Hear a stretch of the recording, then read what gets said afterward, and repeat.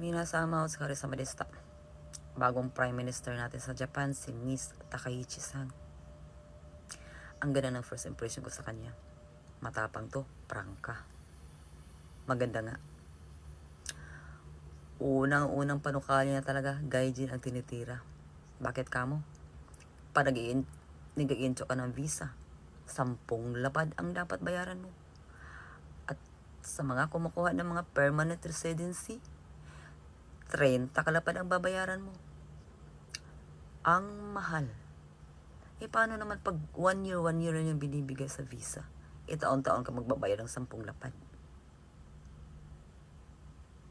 Bakit ka mo ganun? Dapat fair siya sa mga gaijin. Sabihin na natin gumagawa ng kalukuhan yung ibang gaijin dito. Hindi niya nila lahat dapat. Madjimi naman tayo mga Pinoy nagtatrabaho dito. Nagbabayad tayo ng tax ng maayos. Dapat fair siya sa lahat.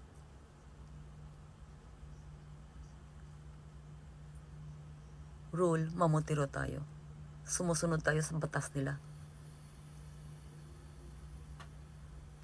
Puwira na lang siguro sa talagang gumagawa ng kalukuhan. Yun ang dapat parusahan niya. Hindi niya lahatin. Kasi malaking tulong ko sa kanila, yung mga gaijin talaga. Sino ba naman magtitiis ng napakaliit na sahod? At magbabayad kang napakamahal na tax. Tayo lang yung mga gaijin, nagtitiis sa sahod nila napakaliit.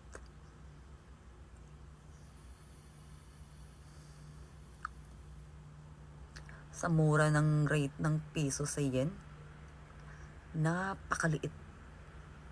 Kung magpapadala ka ng pera sa Pinas, kailangan mo pang magdagdag. Kasi hindi kasya sa binabudget mo sana sa buwan-buwan. Kasi ang mura ng peso sa yen. Pero tinitiis natin yun. Nagbabayad pa rin tayo ng tax ng maayos. Pero dapat maging fair siya sa atin. Bakit ganun?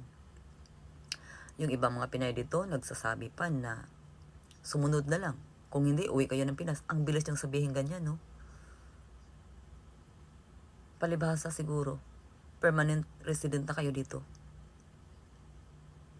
Kaya gayon lang kayo magsasalita. Paano naman kami? Mag-i-extend pa lang ng visa. Kukuha pala ng permanent residency. Tapos may narinig pa ako. Kaibigan ko sumakay ng train. May mga kasama siyang, ewan ko, Chinese o Korean. Hindi lang niya sure. Tapos pagbaba na lang ng train, tinulak daw yung dalawang gaijin. Tapos sinabi, umuwi na kayo sa bansa nyo. Parang simple na lang sa kanilang gumawa ng mga ganyang parang pangbubuli or discrimination. Kasi alam nilang kakampihan sila ng pangulo nila. Paano na lang pag nagkataong ganyan na nga ang mindset ng mga Japanese? Kahit walang ginagawang kalukuhan yung mga gaijin dito, binubuli nila. Nag-worry naman ako sa mga anak natin dito sa Japan.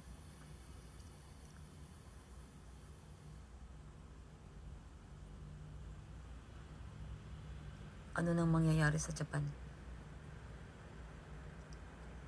At saka kailangan nila ng gaijin dito. Tingnan mo naman ang manpower nila. Kukunti lang yung mga Japanese, Sinasabi ko na dati, yung mga matatanda na, mamatay na yan. Hindi natin alam kung kailan sila mamamatay, mawawala. Walang papalit kasi nga walang bata nga. Yung mga Hapon dito, tikim-tikim na lang, ayaw na mag-asawa. Pag ang asawa naman, hindi magkakaanak kahit isa, hiwalay na. Kailangan talaga nila ng gaijin dito sa bansa nila. Pwede naman silang gumawa ng batas na kung magloko yung mga gaijin dito, parusahan nila. Hindi yung idadamay nila yung Madjimi na naggambatiro dito ng trabaho sa Japan, nagbabayad ng maayos ng tax. Hindi nila pwedeng tirahin yun. Hindi nila pwedeng pahirapan.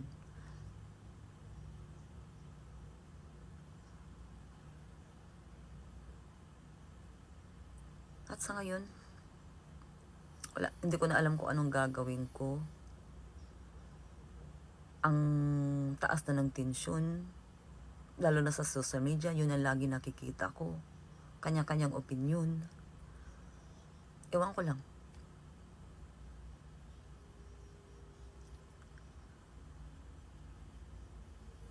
Siguro kung ganun na talaga dapat yung batas nila, wala naman tayo magagawa.